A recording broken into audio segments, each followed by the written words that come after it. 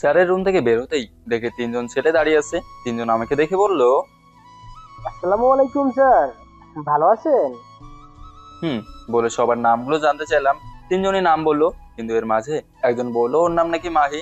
তবে আমি এখনো এইটুকু বুঝতে পারছি না যে এটা ছেলে নাকি মেয়ে। দেখে তো ছেলে ছেলেই লাগে, কিন্তু এটাও বুঝতে পারছি না। আমি সবাইকে বললাম কালকে সকালে সময় মতো কলেজে চলে যাবে। অফিস থেকে বের হয়ে বাসার দিকে যেতে লাগলাম। পেটে খুব খিদে লাগছে, বাসায় গিয়ে কিছু রান্না করব। অল্প স্বল্প বাজার করে গেটের সামনে গেলাম। গিয়ে দেখি বাসার সামনে পুলিশের অভাব নেই। আমি ভিড় ঠেলে ভেতরে গিয়ে বড়সড় একটা শখ খেলাম। ভিতের এক কোনায় দাঁড়িয়ে সেই চেনা জানা বহু পরিচিত মুখ, যাকে একসময় আমি ভালোবাসতাম, সেই মানুষটাই কান্না করছে। এতদিন পর মিমিকে এখানে দেখবো আমি আশা করি নাই। ওর চেহারা আগের থেকে অনেক চেঞ্জ হয়ে গেছে। আমি ভাবছিলাম সবার থেকে নিজেকে দূরে সরিয়ে রাখবো, কিন্তু তা আর হবে না মনে হচ্ছে। পিচ্ছি সেই ছোট বাচ্চাটা মিমির শাড়ির আঁচল ধরে টানছে আর বলছে, আম্মু, তুমি কান্না করছো কেন? কি হয়েছে তোমার? আর ওনারা এখানে কি করছে? পিচ্ছের মুখ থেকে আম্মু ডাক্তার শুনে এবার যেন আমার মাথা ঘুরতে লাগলো। তার মানে মিমি হলো আমার বাড়িওয়ালা, কিন্তু ওনার গ্রামের মেয়ে। তাহলে শহর কিভাবে বাড়ি হলো? আমি কিছুই তো বুঝতে পারছি না। পুলিশ যখনই মিমিকে হাত করা লাগাবে, তখন আমি এগিয়ে গিয়ে বললাম, কি হয়েছে এখানে, আর ওনাকে কোথা নিয়ে যাচ্ছেন? ভিড়ের মাঝে আওয়াজ এলো, আরে বেটা, তুই দেখি এখনো বেঁচে আছিস। তা এতদিন পর কোথা থেকে হাজির হলি? হ্যাঁ, এতদিন ধরে তো আমাদের থেকে নিজেকে লুকিয়ে রেখেছিলি। এটাই তো ভালো ছিল। তা আজকেও কি মায়ের খেতে এখানে আসলি? আমি হাসি দিয়ে বললাম, বুড়ো হয়ে গেছেন, তাও তেজ দেখি এখনো কমেনি। কামাল সাহেব মাথার টুপি খুলে হাসতে হাসতে বললো, কি করব বল, তোদের যন্ত্রণায় থাকতে পারি না। তা আমাদের রাস্তা থেকে সরে যা, ওকে নিতে দে আমাদের। ওয়েট ওয়েট, ওনা আপনার পুত্রবধূ? ছি, এই নষ্ট মেয়ে হবে আমার ছেলের বউ? প্রথমেই ভাবছিলাম একটা সুযোগ দেই, পরে শুনি কোন ছেলের সাথে পেট বাঁধিয়ে ফেলেছে, যার কোনো স্বামীর পরিচয় নেই, তাকে আবার আমার ছেলে বউ করব। না জানি এই মেয়ে কতগুলো ছেলের সাথে রাত কাটিয়েছে। হতে পারে টাকার জন্য খারাপ কাজ করে, আর সেখান থেকেই এই বাচ্চার জন্ম। আমারও তো টাকা দেব, মাঝে মাঝে আমাদেরও সুযোগ দিয়ে একটু। যাকগে, এইসব কথা ছাড়ি এখন। এই বাচ্চার সাথে তো তোমার দেখি মিল আছে নাকি কোনোভাবে তুমি? কামাল সাহেবের কথা শুনে মিমি মাথা নিচু করে জোরে জোরে কান্না করছে। কামাল সাহেব আবার বলল, এখন আমাদের কাজ করতে দে, আর যদি প্রমাণ খুঁজছিস তাহলে এই দেখ, বাসার সামনে একটা লাশ পড়ে আছে। এর থেকে বড় প্রমাণ আর কি হতে পারে? আমি টান দিয়ে কামাল সাহেবের হাত থেকে পিস্তল নিয়ে এক কনস্টেবলের বুকে গুলি করে দিলাম। কামাল সাহেব চিৎকার দিয়ে বলল, এটা তুই কি করলি? কি আর করালাম, সিম্পল বিষয়। গুলি যেহেতু আপনার, প্রমাণ আসবে আপনার গুলি করে মেরেছেন। তোকে তো জেলের ভিতরে ঢুকিয়ে। এক মিনিটও আটকে রাখতে পারবেন না, চেষ্টা করে দেখতে পারেন। কামাল সাহেব সাথে সাথে আমার হাতে হাত কলা লাগিয়ে বলল, তোর মৃত্যু আজকে নিশ্চিত। এই মেয়েটাকে ছেড়ে ওকে নিয়ে যাও, আর এই খুন ওর উপর চাপিয়ে দাও। আমি হাসতে হাসতে বললাম, দেখো চেষ্টা করে যদি মারতে পারিস। তবে এবার তো চাকরি নয়, এই ফাঁদ থেকে কেউ ফিরতে পারবে না। আমাকে টেনে গাড়িতে তোলা হলো। মিমি দূর থেকে আমার দিকে তাকিয়ে আছে, হয়তো আমাকে কিছু বলতে চাইছে। পুলিশের জিপে বসে ছোট করে একটা মেসেজ করলাম। মেসেজ করতে একটা কল এলো। আমি ফোন রিসিভ করে বললাম, বলেন স্যার। সামনে থেকে কামাল সাহেব বলল, এই, ওর হাত থেকে ফোনটা নিয়ে নাও। আমি বললাম, কেন, ভয় হচ্ছে নাকি যদি চাকরি চলে যায়? উত্তর ইন্সপেক্টর বলল, ওরে, তোর এত ক্ষমতা! ঠিক আছে, কথা বল দেখি, কে তোকে বাঁচাতে আসে? আমার তো মনে হয় না কলেজের সেই ম্যাডাম আসবে। ওনার তো কালকে বিয়ে। কি? কেন, আমার কথা শুনে বুঝি অবাক হলি? আহারে, ছেলে বড় একা খেয়েছে। আমি আবার ফোনটা কানে নিয়ে বললাম, স্যার একটু সাহায্য লাগবে।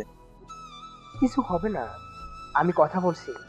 আর শোন, তোমাকে আগামীকাল এই জায়গায় থাকতে হবে। তবে সেটা হবে সিকিউরিটি গার্ড। তুমি সাধারণ একজন সিকিউরিটি গার্ড হয়ে যাবে একদিনের জন্য। শুধু নিরাপত্তা দেবে, আর কিছু না।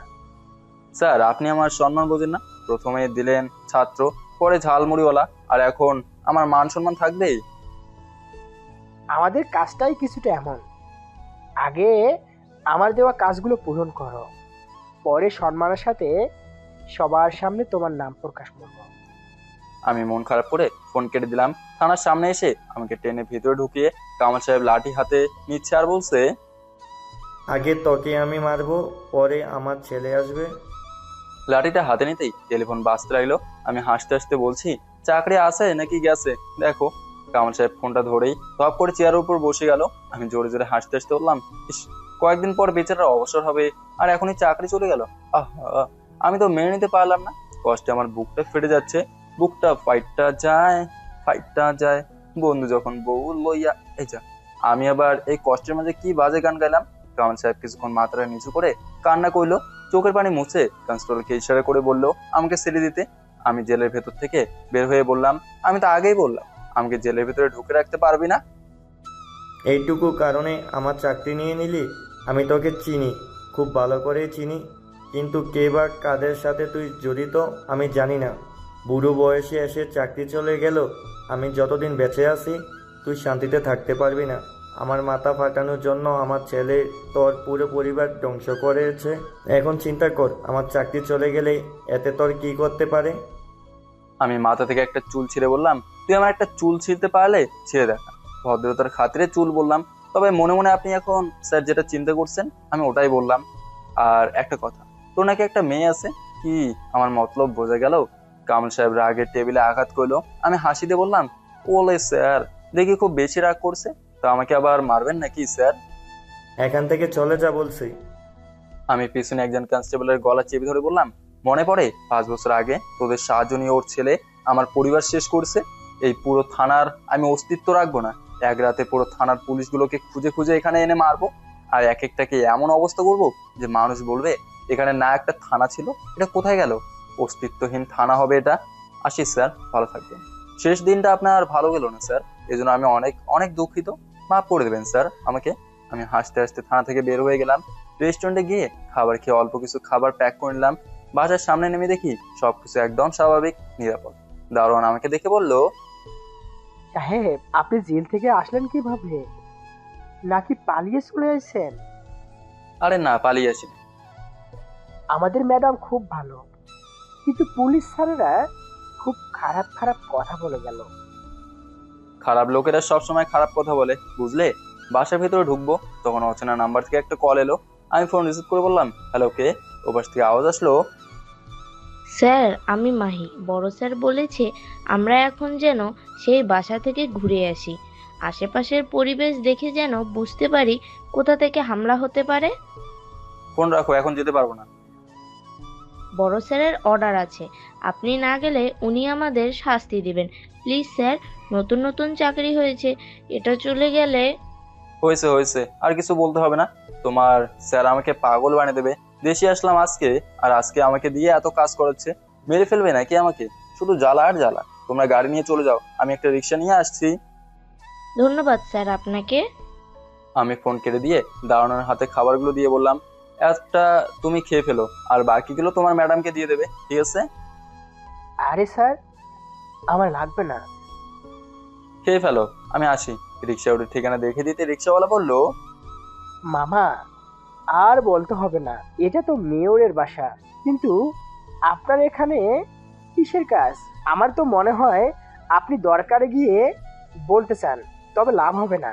আমার মতো আপনিও গিয়ে গেটের সামনে দাঁড়িয়ে থাকবেন। আচ্ছা আগে নিয়ে চলো, দেখি কি হয়।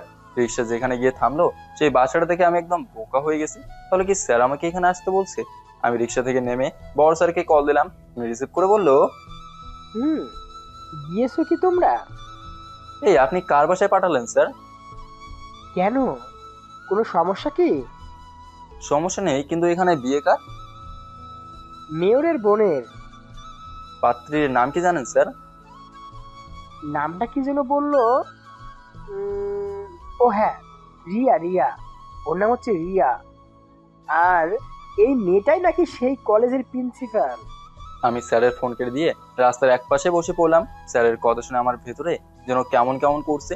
আমার কেন জানি এমন মনে হচ্ছে যে আমি আমার কাছের কাউকে হারিয়ে ফেলছি। তবে ও তো এখন আমার বউ। ডিভোর্স পেপারে সাইন করে নেয় এখনো। আমিও দেখবো ও কিভাবে বিয়ে করে। ডিভোর্স দিলে অন্য কথা ছিল, উপরে তাকে দেখি মায়েরা চলে এসেছে। ওরা বলল, স্যার, আমরা চলে আসছি। আপনি এখানে এভাবে বসে আছেন কেন? কিছু কি? আমি ওদের বললাম, যাও ভেতরে যাওয়ার একটা ব্যবস্থা করো, দাঁড়িয়ে থাকতে পারবো না। সৌরভ বলল, স্যার, আপনি 1 মিনিট অপেক্ষা করেন, আমি বিষয়টা দেখছি।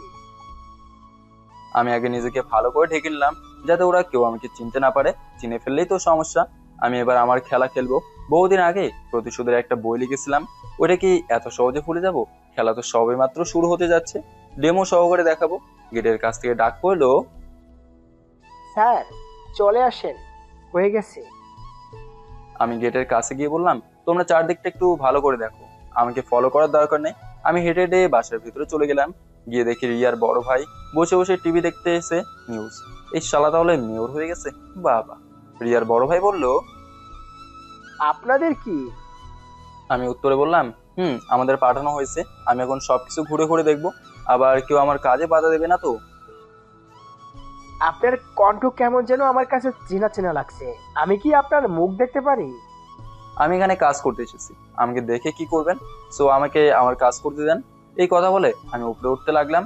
আমার দু চোখ এখন শুধু রিয়াকে খুঁজছে, ওকে শুধু এক নজর দেখার ইচ্ছে।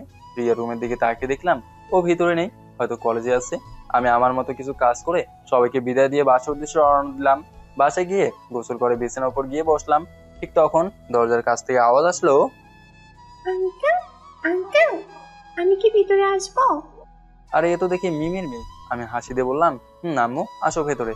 তা আমাকে কিছু কি বলবে? আম্মু ডাকছে আপনাকে। এটা বলে নাই কেন? আম্মু তো আমাকে কিছু বলেনি। দাঁড়ান, জিজ্ঞাসা করে আসি। থাক, দরকার নেই। তোমার আম্মুকে বলো আমি রান্না করে খেয়ে নেবো। পিচ্ছি আমার হাত ধরে বলল, আম্মু বলেছে যেহেতু যেতেই হবে, চলেন বলছি।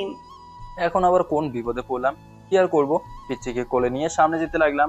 দরজা দিয়ে ভিতরে ঢুকে দেখি মিমি টেবিলের নানা আইটেমের খাবার সাজাচ্ছে। আমাকে দেখে আগে একটা সালাম দিল।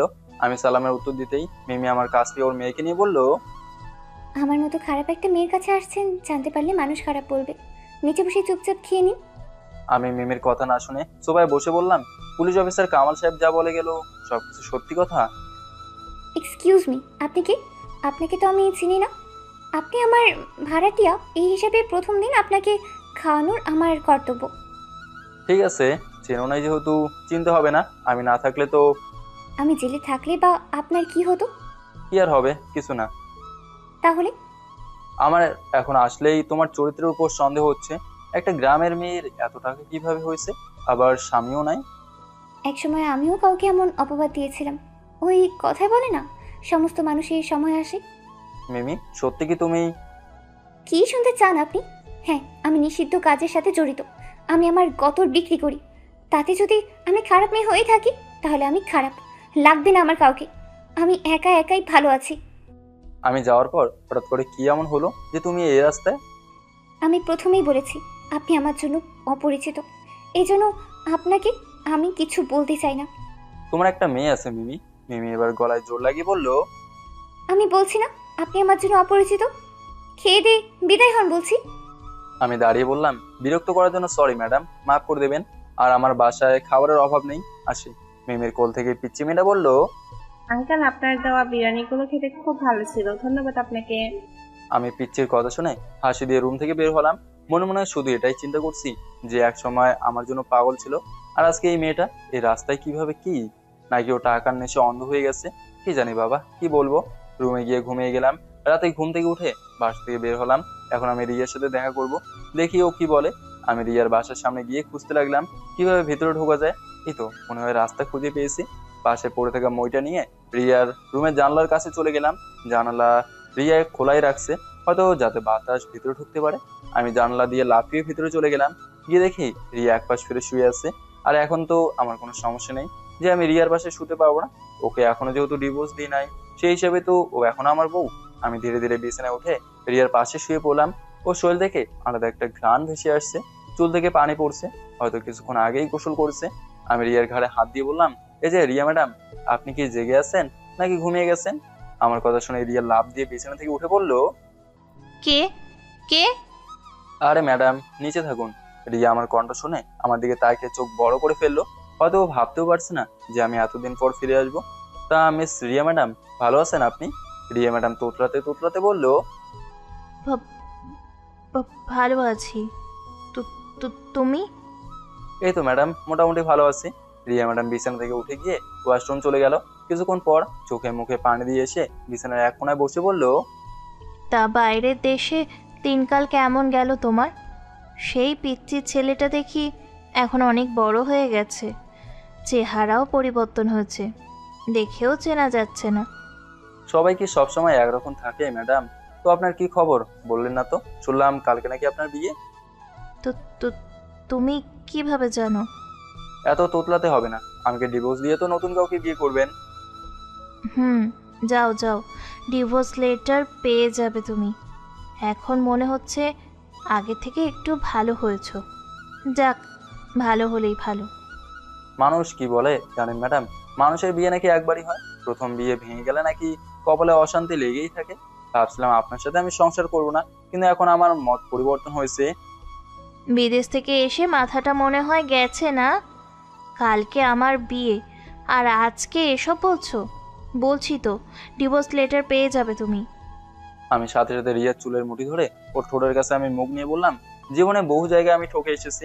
দেশের মাটিতে যখন নামলাম তখন শুধু এটাই চিন্তা করছি যে আমি আজ থেকে কোনো পরাজয় মানবো না। আমি যা বলি এক কথাই বলি, তোর সাথে সংসার করব মানে করব। এখানে দ্বিতীয় কোনো কথা চলবে না। যদি না পারি তোর লাশের সাথে সংসার করব। আমাকে খারাপ বানাতে তোরাই একসময় সবকিছু করতি। আমার চুলের মুঠি ছাড়েন বলছি, আমি ব্যথা পাচ্ছি। আমি আরো জোরে টেনে ধরে বললাম, মরে যা তুই, এতে আমার কোনো আফসোস থাকবে না। তুই আমাকে ডিভোর্স না দিয়ে অন্য কাউকে বিয়ে করবি, আমি তোকে ছেড়ে দিতাম, কিন্তু আমাকে ডিভোর্স না দিয়ে আরেকজনকে বিয়ে করবি। আমিও দেখবো তুই কিভাবে বিয়ে করতে পারিস। যখন দেখলাম রিয়ার চোখ থেকে পানি পড়ছে, তখন আমি ওকে ছেড়ে দিলাম। রিয়া আমার থেকে ছাড়া পেতেই হাঁপাতে লাগলো। বিছানায় উঠে দাঁড়িয়ে বললো, আমি যদি একটু শব্দ করি তাহলে এখানে তোর লাশ পড়ে যাবে। তুই এটা ভালো করে জানিস না যে আমার ভাই? তোর ভাই মিওর, এটাই তো? তুই করে বলবি না একদম। ম্যাডাম আপনি দিনে দিনে ঝাক্কাস হয়ে যাচ্ছে। এই গেঞ্জিতে আপনাকে একদম হট লাগছে, মন চাইছে। তুই যাবি নাকি আমি ভাইকে ডাক দেব? আমি রিয়াকে টান দিয়ে নিচে ফেলে আমি ওর উপর চড়ে বসলাম। বললাম, বিশ্বাস করেন আজকে আপনাকে দেখে আমার প্রেমে পড়ে যাচ্ছি। আমি কিন্তু। রিয়ার যেই কিছু বলতে যাবে তখন আমি ওর ঠোঁটগুলো দখল করে নিলাম। একটু পর ছাড়তে দেখি রিয়া কান্না করছে, কিন্তু ওর কান্না দেখে আমার একটু মায়া লাগলো না। উল্টো আমি রিয়ার মুখ চেপে বললাম, একদম কান্না করবি না, নয়তো কিন্তু আজকে এখানেই বাসর রাত হয়ে যাবে। আমাকে ছাড় বলছি, কাপুরুষের মতো জোর করে। ঠাস করে একটা চড় দিয়ে বললাম, তুই কাপুরুষ কাকে বলিস রে? তুই আমার বউ, আমার ইচ্ছে হলে আমি যা ইচ্ছে তাই করবো, এতে কার বাপের কি? কালকে আমার বয়ফ্রেন্ডের সাথে আমার বিয়ে, পারলে ওটা আটকে দেখা। আমি তোকে একটুও পছন্দ করি না, দেখলেই শুধু ঘৃণা আসে। ছাড় বলছি আমাকে। রিয়াকে ছেড়ে পাশে শুয়ে বললাম, তুমি চলো ডালে ডালে, আমি চলি পাতায় পাতায়। আমাকে তো এখনো তুমি চেনোনি মিস রিয়া চৌধুরী। তুই এখানে কি মতলবে আসলি? ভাবছিলাম সবকিছু শেষ করে দেবো, কিন্তু ওই কথায় আছে না, শেষ থেকে যখন কোনো জিনিস শুরু হয় সেটা খুব ভালো হয়। ইচ্ছে করলে আমি এখন তোমার সাথে যা ইচ্ছে তাই করতে পারি, কিন্তু করবো না। বড়লোক ভাইয়ের বোন, খুব তেজ তো, ঠিক আছে, আমিও দেখবো এই তেজ কতদিন থাকে। আমি কি তোর মতো ফকিরনি রে? আর যেই ছেলে এক সময় আমার বাসায় চাকরের কাজ করত, সেই ছেলে আমার হাজবেন্ড হবে, এটা ভাবতেও কষ্ট হচ্ছে। তুই জানিস আমার হবু হাজবেন্ড বিসিএস ক্যাডার। আমি বিছানা থেকে উঠে বললাম, বিয়ের 1 মিনিট আগে তোমাকে তুলে নিয়ে যাব। যদি এমন কোনো বাপের ক্ষমতা থাকে তাহলে আটকে দেখাতে বলবে। আচ্ছা, সে দেখা যাবে তুই কি করতে পারিস। দরজার বাইরে থেকে আওয়াজ আসলো, রিয়া, তুই ভিতরে কার সাথে কথা বলিস? আমি সাথে সাথে গিয়ে দরজা খুলে দিয়ে বললাম, কে মিয়া? বউয়ের সাথে একটু একাকিত্ব সময় কাটাতেও দেবেন না?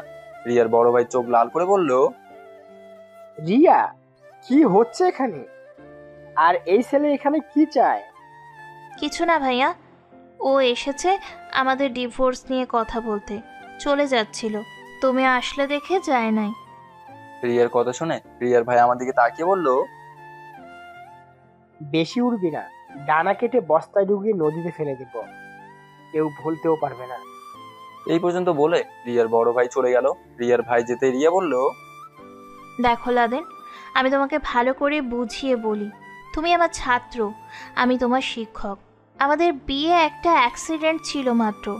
আমি বলছি তো, আমার কারণে তোমার কিছু হবে না, বিয়েটা গোপন থাকবে। এখন দেশে এসেছো, ভালো কথা, ভালো একটা চাকরি নাও আর কোনো সুন্দর একটা মেয়েকে বিয়ে করে নাও। আমার আম্মু ছোটবেলায় আমাকে বলতো তোর রাগ কম কিন্তু জেদ বেশি। আমি যা একবার মুখ দিয়ে বলি তাই করি।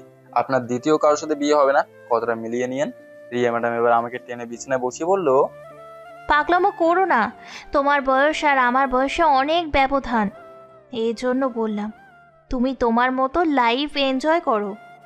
আমি তো কখনো এইভাবে আমার বউকে এতটা কাছ থেকে দেখি নাই। আসলেই তো দেখছি তুমি অনেক সুন্দর। ইস, আগে যদি এই নজরে একবার দেখতাম তাহলে তোমাকে ছেড়ে দেশের বাইরে যেতাম বুঝি আমি। রিয়া ম্যাডাম আমাকে ছেড়ে রেগে বলল, যাও এখন এখান থেকে বলছি। আমি এখানে থাকার জন্য আসিনি, আমি আমার বউকে দেখতে এসেছি। এই ছেলে, কে তোর বউ?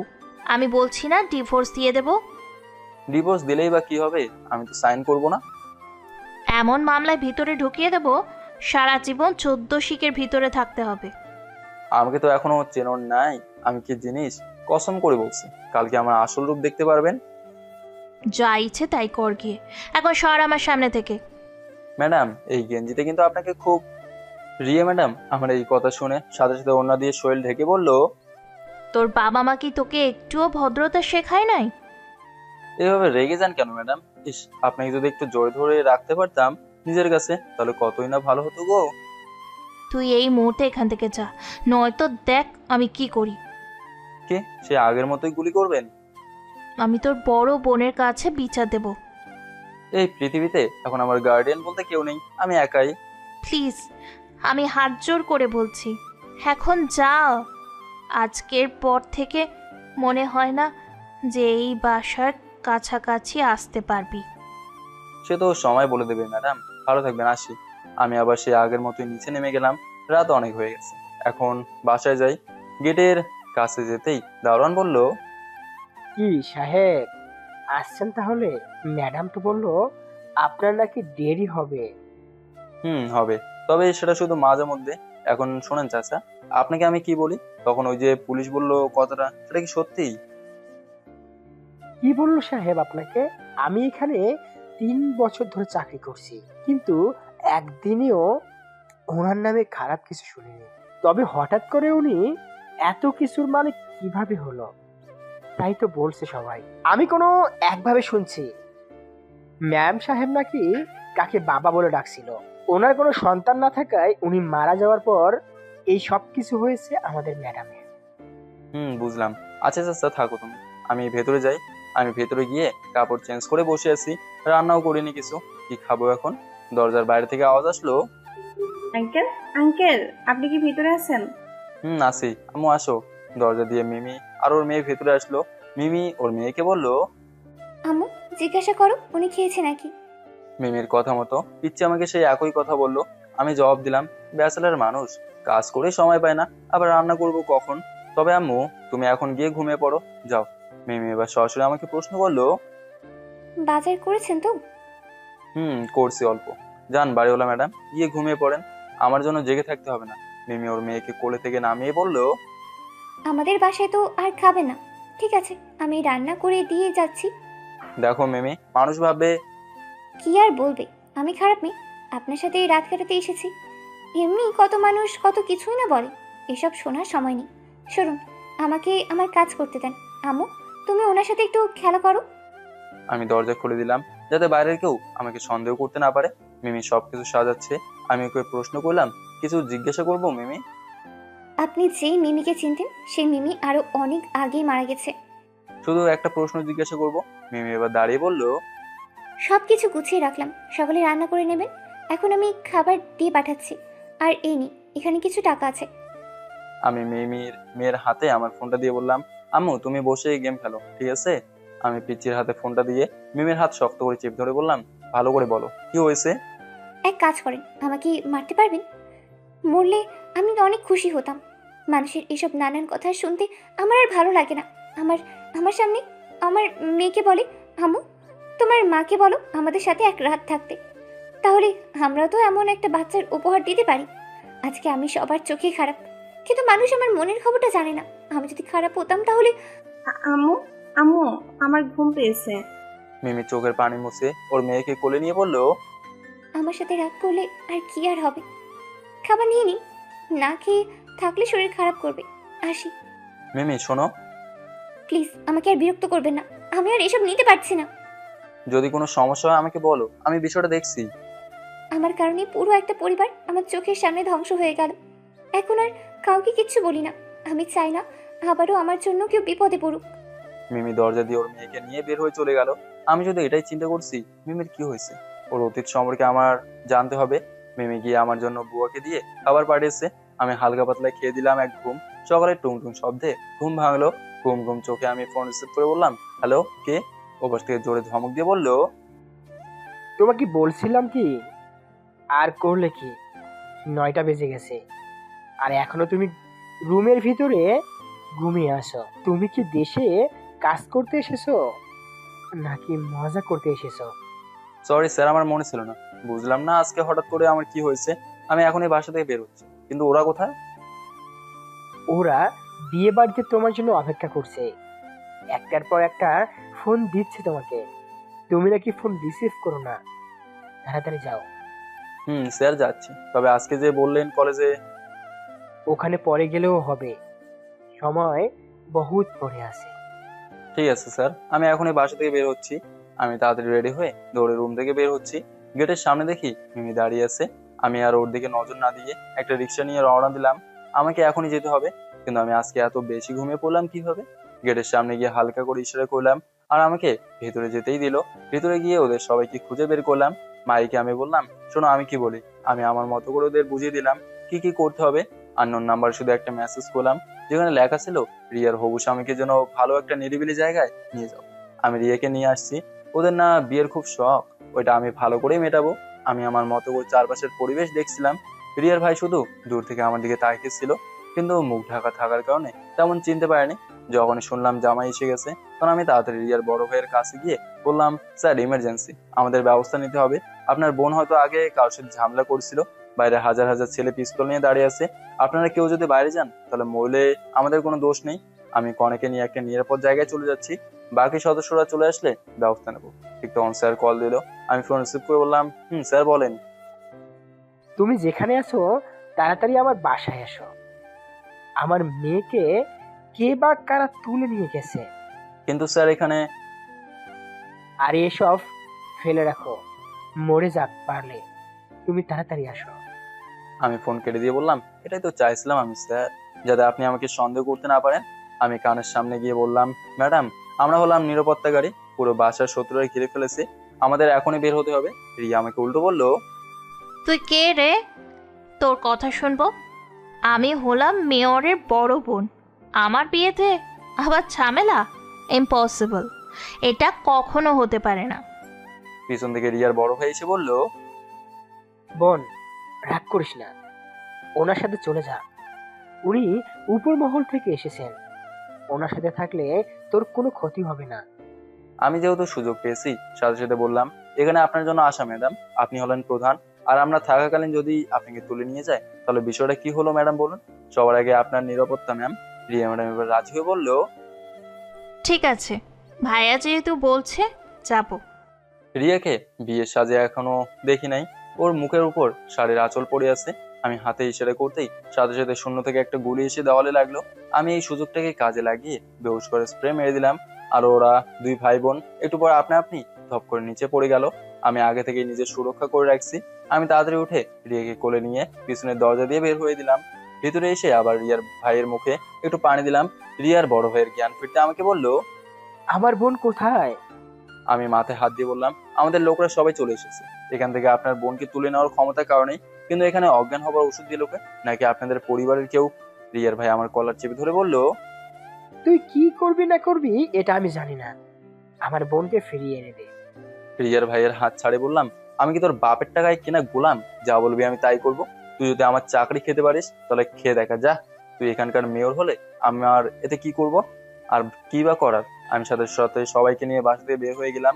স্যারের মেয়েকে আমি আমার লোকজন দিয়ে কিডন্যাপ করিয়েছি, যাতে স্যার বলে এই কাজ ছেড়ে চলে আসতে। আমি স্যারকে ফোন করে বললাম, আপনার মেয়ে স্কুলের সামনে পাওয়া গেছে, ওখানে একা একা বসে কান্না করছিল, আমি মাইকে দিয়ে পাঠিয়ে দিচ্ছি। আমি আমার নিজের সুবিধার জন্য এসব করেছি। সবাইকে বিদায় করে দিয়ে আমি জঙ্গলের রাস্তা দিয়ে হাঁটতে লাগলাম। আমি আমার গন্তব্যে পৌঁছে গেলাম। জঙ্গলের ভিতরে এই একটা বাসাই খালি পড়ে আছে, এটা আমি ব্যবহার করি। আমাকে দেখে এবার এগিয়ে এসে বলল, বস, এখন তো কেউ নেই, আমি থাকতে পারি তো? ওই এয়ারপোর্টে আপনার সাথে কথা বলতে খুব ইচ্ছে হয়েছিল, শুধু আপনি বলেছেন বলে। বাদ দাও, ওদের এনেছো? আপনি যে ছেলেটার সাথে কথা বলছিলেন ওকে নিয়ে এসেছি, শালানাকে বিসিএস ক্যাডার। ভালো করেছো। আমি ভেতরে গিয়ে দেখি, বাইরে দেখো কেউ যেন না আসে। আমি ভেতরে গিয়ে শুনি ছেলেটা রিয়াকে বলছে, ওরা কারা? আমাদের এখানে তুলে নিয়ে আসলো কেন? আরে বেটা, ওরা আর কেউ না, আমি নিয়ে এসেছি। রিয়া আমাকে প্রশ্ন করলো, ভাইয়া, আপনি কে?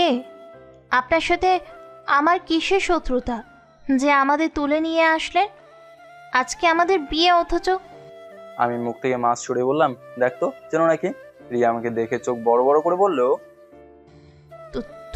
তুমি? আমি তুলে নিয়ে আসলাম। আমাকে ডিভোর্স না দিয়ে। দেখো লাদেন, রিয়ার সামনে গিয়ে ওর চুলের মুঠি ধরে বললাম, চুপ কর। তুই আমাকে রেখে আরেক ছেলেকে বিয়ে করবি? এবার পেট্রোল নিয়ে আয়, এই শালেকে জ্যান্ত পুড়ি মারবো। রিয়া কান্না করে দিয়ে বলল, প্লিজ ছেড়ে দেন, ব্যথা পাচ্ছি। আমি রেগে গিয়ে রিয়ার গলা চেপে ধরে বললাম, ব্যথা পেলে আমার কি, তোকে তো মেরেই ফেলবো আজকে। এবার দৌড়ে এসে আমাকে আটকে বলল, ছাড়েন বস, কি করছেন? এতে এত রেগে গেলে হবে? নেন, মাথায় একটু পানি দেন। আমি মাথায় অল্প একটু পানি নিয়ে নিজের রাগ কন্ট্রোল করছি। ছেলেটা তখন আমাকে বলল, একজন বিসিএস ক্যাডারের সাথে তুই এসব করছিস? আমি এখান থেকে বের হতে পারলে। আমি সাথে সাথে গিয়ে ছেলেটাকে লাথি মেরে বললাম, তুই চিনিস আমাকে? আমার পরিচয় পেলে ভয়ে মুতে দিবি। রিয়া কান্না করতে করতে বলল, প্লিজ ওকে মেরো না, ওর কোনো দোষ নেই। এত ভালোবাসা তোদের মাঝে, দাঁড়া আজকে ভালোবাসা বের করছি। ইভা, তুই একটু এই শালাকে দেখ। আমি এবার কানের কাছে মুখ নিয়ে বললাম, আমি তোর ভাবির সাথে বাসর রাতটা একটু সেরে আসি, কেমন? তাই বলে জোর করে? দেখিস নাই ওর কি দিমাগ?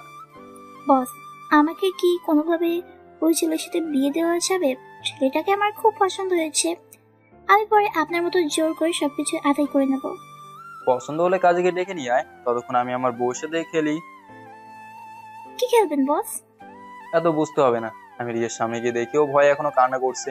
আমি রিয়ার বাঁধন খুলে ওকে কোলে নিতেই রিয়ার চিৎকার দিয়ে বলল, ছাড় বলছি আমাকে, কুত্তার বাচ্চা, ছাড় আমাকে। আমাকে কুত্তার বাচ্চা বলিস? আজকে তোকে আমি খাইছি। রিয়াকে জোর করে আলাদা একটা রুমে নিয়ে যাচ্ছি। পেছন থেকে ইভা বলল, বস, এত বেশি কিছু করবেন না, আবার যেন হাঁটতে না পারে। ইভার সাথে ছেলেটাও বলল। তোকে তো আমার দেখার আছে। আমি রিয়াকে নিয়ে রুমে গিয়ে এক হাত দিয়ে ভালো করে দরজা লাগিয়ে দিলাম। রিয়াও শক্তি দিয়ে আমার সাথে পেরে ওঠার চেষ্টা করছে, কিন্তু পারছে না। দরজা লাগিয়ে আমি রিয়াকে বিছানার উপর ফেলে দিলাম। রিয়া আমার গালে আরেকটা চড় বসিয়ে বলল, তোকে তো আমি রিয়ার জামা ধরে জোরে একটা টান দিলাম আর বললাম, আজকে দেখি তুই কিভাবে আমার থেকে মুক্তি পাস। এত অহংকার না তোর, দাঁড়া তোর অহংকার বের করছি। তাও রিয়া আমার সাথে হাতাহাতি করছে বাঁচার জন্য। আমি ওর ওড়না দিয়ে হাত বেঁধে ফেললাম, রিয়ার পুরো শরীরের কাপড় টেনে হিঁচড়ে ছেড়ে ফেললাম। রিয়া অসহায়ের মতো এবার আমার দিকে তাকিয়ে আছে, কিন্তু আমার রাগ কোনোভাবে আমি কন্ট্রোল করতে পারছি না। শেষমেশ নিজের উপর নিয়ন্ত্রণ হারিয়ে রিয়ার উপর ঝাঁপিয়ে পড়লাম। জানি না রিয়ার সাথে কতটা সময় ছিলাম। আমি আমার কাজ শেষ করে কাপড় পরে নিলাম। রিয়া বিছানার এক কোনায় অবস্থায় পড়ে আছে। আমি ওর দিকে কাপড় এগিয়ে দিয়ে বললাম, এগুলো পরে নে, আশা করি আর বিয়ের কথা বলবি না। রিয়ার চোখ থেকে টপ টপ করে পানি পড়ছে। রিয়ার চোখের পানি দেখে আমার মাথায় একটু জ্ঞান আসলো যে আমি এটা কি করলাম। যদিও ও আমার বিয়ে করা বউ, এরপরও জোর করে ওর সাথে এমনটা করা আমার ঠিক হয়নি। আমি এটা কিভাবে করতে পারলাম? আমি রিয়ার কাছে গিয়ে বললাম, রিয়া দেখো। রিয়া কান্না করতে করতে বলছে, আমার সাজানো জীবনটা তুই নষ্ট করে দিলি। আজকে আমাদের বিয়ে ছিল আর তুই আমি আসলেই বুঝতে পারি নাই ভেতরের রাগকে। তুই ধরবি না আমাকে। এই রকম শাস্তি দেওয়ার চাইতে আমাকে বিষ এনে দিতি, খেয়ে হাসি মুখে মরে যেতাম। কাপড় পরে নাও আগে। কাপড় পরে আর কি হবে? যা মান ইজ্জত ছিল সব তো কেড়ে নিলি। তোর তো এভাবেই আমাকে ভালো লাগে। তুই তো আমার শরীর চাস, আর আজকে সেটা প্রমাণ করে দিলি। আগে কাপড় পরে নাও বলছি, আর তোমার স্বামী হিসেবে তোমার সাথে এসব করার অনুমতি আছে আমার। রিয়া চিৎকার দিয়ে বলল, কুত্তার বাচ্চা, আমি তোকে স্বামী হিসেবে মানি? তুই আমার হাঁটুর বয়সী ছেলে। আমার ভাইয়া এইসব জানতে পারলে তোকে কুচি কুচি করে কেটে ফেলবে। আমি জোর করে রিয়াকে দাঁড় করালাম। ভাগ্য ভালো ছিল যে ইভাকে বলে আগে এখানে কিছু কাপড় আনিয়ে রেখেছিলাম। আমি একটা শাড়ি নিয়ে রিয়ার দিকে এগিয়ে গেলাম। রিয়া আমার মুখে থুতু দিয়ে বলল, তুই আসলেই একটা কাপুরুষ। আমি রিয়ার কথার জবাবে কোনো উত্তর দিলাম না, চুপচাপ ওকে শাড়ি পরাতে লাগলাম। কিন্তু বিপদ হলো এক জায়গায়, রিয়া ভালো করে হাঁটতে পারছে না। কি আর করার, ভুল যেহেতু আমি করছি, এর শাস্তি আমাকেই ভোগ করতে হবে। আমি হাত বাড়িয়ে রিয়াকে কোলে নিলাম। রিয়ার আগে আমার গালে নখ দিয়ে জোরে একটা টান দিল। ওর লম্বা নখ থাকার কারণে আমার গাল কেটে অল্প অল্প রক্ত পড়ছে। বাইরে যেতেই দেখি ইভা ওই ছেলেটার কোলে বসে বসে পিক তুলছে। আমি ইভাকে ধমক দিয়ে বললাম, ছেড়ে দে ওকে। ইভা উল্টো বললো, না ছাড়বো না, আমি কে বিয়ে করবো। তোর যা মন চাই তুই তাই কর। আমি গেলাম। ভাবি তোর গালে আছড়ে দিয়েছি, রক্ত পড়ছে তো। কিছু হবে না, বাসায় গিয়ে দেখে নেবো। আমি গেলাম। আমি ওকে কি করব? মেরে ফেল বা যা ইচ্ছা তাই কর, তোর হাতে তুলে দিয়ে গেলাম। ছেলেটা রিয়ার দিকে তাকিয়ে বলল, আমি আর কখনো তোর দিকে নজর দেব না, প্লিজ ওদের ভালো ছেড়ে দিতে। রিয়া কিছু বলার আগেই আমি ইভাকে বললাম, যা ছেড়ে দে। রিয়াকে কোলে নিয়ে দরজা দিয়ে বের হয়ে গেলাম। রিয়া আমাকে বলল, আমার ভাইয়া যদি এসবের একটু কিছু জানতে পারে তাহলে তোকে কাঁচা চিবিয়ে খাবে। আমাকে তো আগে থেকেই চেনেন ম্যাডাম, এই মরার ভয় আমি কি করি। কেন তুই আমার সাথে এমন করলি? আমি মজা করে বললাম, আপনার যে রূপ ম্যাডাম, তার উপরে শরীরে কাপড় ছিল না, তখন কি আমার মাথা ঠিক ছিল? রিয়া আমার আঘাতের জায়গায় চেপে ধরে বলল, তোকে তো আমি ছাড়ো, ব্যথা পাচ্ছি। যখন আমার সাথে জোর করে এসব করছিলি তখন আমার কেমন লেগেছিল? রিয়া এখন আমার উপর খুব রেগে আছে, কথা বললেই বিপদে পড়বো, এজন্য আমি চুপ করে আছি। রিয়াকে নিয়ে আমার বাসার সামনে চলে গেলাম। গেট দিয়ে ভেতরে ঢুকে দেখি মিমি দাঁড়িয়ে আছে। মিমি আমাদের দেখে অবাক হয়ে গেল। মিমির পিচ্চি মেয়েটা বলল, আঙ্কেল উনি কি আপনার কোলে? উত্তরে মিমি বলল, আমু, উনি ওনার বউ, তোমার আন্টি হয়। আর আপনার গাল থেকে তো রক্ত পড়ছে।